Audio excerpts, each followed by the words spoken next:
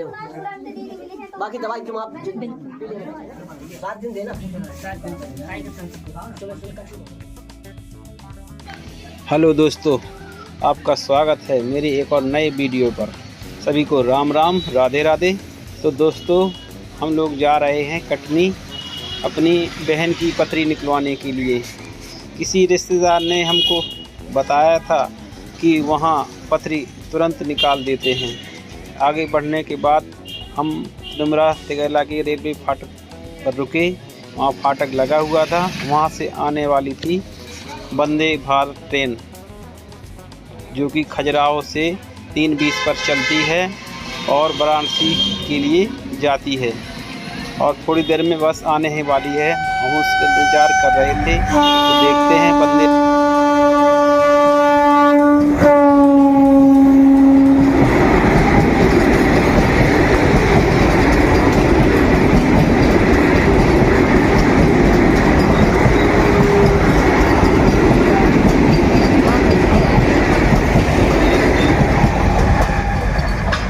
वहाँ से निकलने के बाद हम लोग पहुँच जाते हैं राजनगर, जहाँ पर हमारे छोटे साड़ू भाई का मकान है।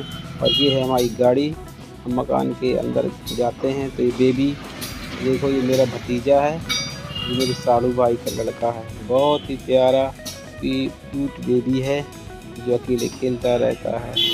हम लोग मकान के अंदर जाते हैं और वहाँ पे साड़ू भाई हाथ धो रहे थे, की तैयारी कर रहे थे। तो हमारी साली साहबा बोली, भैया जी चाय पी लो। चाय बनने लगी, थोड़ी देर चाय नाश्ता किया और वहाँ से निकल पड़े। इसके बाद हम लोग पहुँच जाते हैं पन्ना की घाटी पर। वहाँ पे ट्रकों का बहुत बुरा जाम लगा हुआ था। वहाँ जाम से निकलने के बाद हम लोग आगे बढ़े और आगे बढ़ते हुए, क्योंकि शाम हो चुकी थी, शाम होने के बाद थोड़ा अंधेरा हो रहा था। इसके बाद हम लोग शाम होने के बाद हम लोग पहुंच जाते हैं कटनी, जहां पर हम लोगों को थोड़ी भूख लगी और चाट खाने की इच्छा हुई। तो मैं और मेरे साड़ू भाई, मेरे सिस्टर ये सोचे क्या खाना चाहिए, तो बोली चलो चाट खा लेते हैं। एक चाट की ठेली पर रुके। देखिए, ये है चाट की ठेली, जिस चाट की ठेली का नाम है कृष्णा पानीपुरी सेंटर। उससे बोला, भैया अच्छी चाट और फुल्की खिला दो। उसने बहुत ही स्वादिष्ट फुल्की और चाट बनाई, जिसकी फुल्की की पानी का टेस्ट बहुत ही स्वादिष्ट था। हम लोगों को मज़ा आ गया और हमारी थोड़ी भूख भी मिट गई।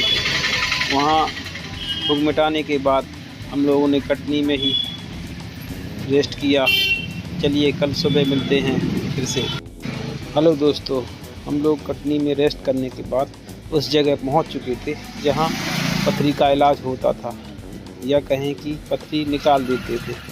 वहां पहुंचने के बाद देखा कि यहाँ पे काफ़ी व्यक्ति आ रहे हैं, भीड़ मची हुई है और नंबर भी लगाया जाता था। हम लोगों ने देखा कि हमारा कौन सा नंबर लगा था। हम लोगों का नंबर 38 नंबर लगा था। तो हम लोगों ने रिक्वेस्ट करी, भैया हम दूर से आए हैं, हमारा नंबर जल्दी लगा दो। तो उन्होंने हमारी बात मान ली और वहाँ प्रसाद ही लेके जाना पड़ता है, जो कि 50 रुपए की एक थैली देते हैं।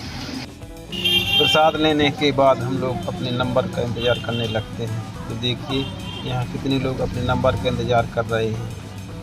वहाँ नंबर का इंतज़ार करते हुए ये हैं संतोष यादव पंडा बाबा, जो कि पथरी का इलाज करते हैं और सभी रोगों का इलाज करते हैं। और यहाँ पे नारियल भी फोड़ते हैं। साड़ू भाई का नंबर आया, उन्होंने बेसन की एक लोई बनाई और मंत्र पढ़कर पेट में रख दी और बोला कि जाओ पीछे जाकर खूब जोर से मलो। थोड़ी देर बाद पतली उस लोई में आ जाएगी। साड़ू भाई पीछे जाकर मलने लगे खूब जोर जोर से। और इसके बाद कुछ औरतों का नंबर आया, जो कि वही प्रक्रिया दोबारा दोहराने लगे, लोई बनाकर पेट में लगाने।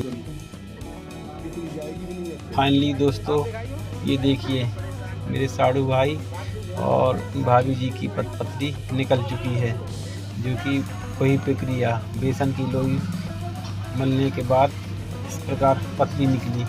हमें इतना आश्चर्य हुआ कि ये हुआ कैसे, कुछ समझ में नहीं आ रहा था। यही देखने के बाद ये देखिए, और लोगों को भी पथरी निकली थी जो कि लोई में आ जाती है पथरी के रूप में। कैसे होता है हमें कुछ समझ में नहीं आ रहा था, हमें विश्वास नहीं हो पा रहा था कि ये कैसे निकल जाती है। जैसा कि आप इस वीडियो में देख चुके हैं, ये पंडा बाबा कैसे रेशम की लोई से पथरी निकालता है। मुझे तो विश्वास नहीं हो रहा था, मगर विश्वास करना पड़ा। मुझे निकलती है तो इसका रिजल्ट सोनोग्राफी से पता चलेगा, तो मैं आपको बताऊंगा कि ये पथरी निकली है अन्यथा नहीं निकली है। आप लोगों को अगर इस पंडा बाबा का एड्रेस और फ़ोन नंबर चाहिए तो कमेंट करके बताना, मैं आपको दे दूँगा। तो मुझे सपोर्ट करिए और मेरे चैनल को लाइक करिए, शेयर करिए और सब्सक्राइब करिए। धन्यवाद।